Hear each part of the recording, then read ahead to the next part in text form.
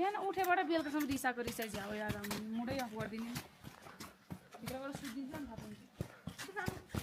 रिसाउन भन्यो खुसी हुन्छ मैले के भने त्यो खाएर बनाउनु तिमी मुख बनाएको गर्नु भएन बिहान मैले मुख जस्तो बनाएँ तिमी खाएन त भयो खाउन बेबी त भनेको नि त मैले त्यो होइन हल्का म यस्तो फरन लाग्यो एटिट्युड बढिहाल्यो नि गाइज होइन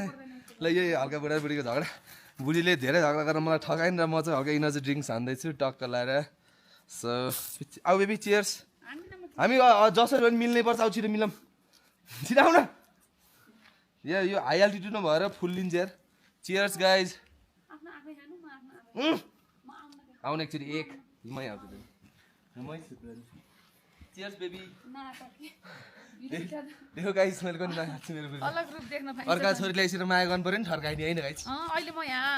अहिले अरू बेला भयो ल भन्नु के 1 2 3 हैन 3 सम्म यहाँ बर्बाद हुन्थ्यो हैन के हुन्थेन तिमी आउनुमै गले निचार्न दिनु नि त मलाई माया गर्छ यहाँ यो निचार्नु भए माया गर्ने यहाँ कम दुख्छ मलाई ल चियर्स बेबी म खान्छु न यो दिनु न मलाई अब खाम न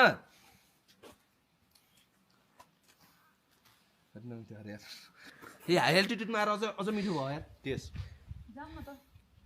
यो चिसो मिठो हुँदो रहेछ अनि मैले रियलाइज गरेँ कि जान त साइली जाने हो घर तिमी बाहे मेरो बेबीले हेप्न पाएन अरे एकछिन रिसाएर हेरेर म केही भनेकै थिएन मैले बिहानबाट के चाहिँ झन् बेबी उठा भनेर सुत भनेर के गरेको थियो अहिले तिमीलाई रिग्रेट भयो यता सुन न अहिले रिग्रेट भयो भएन के भएको ल भन ल भपो भन्छ ल दम अलिअलि भयो भने जेनेरेटरबाट चार्ज गरेर गाइज जेनेरेटरबाट हल्का ढिलो चाहिँ हुँदो रहेछ है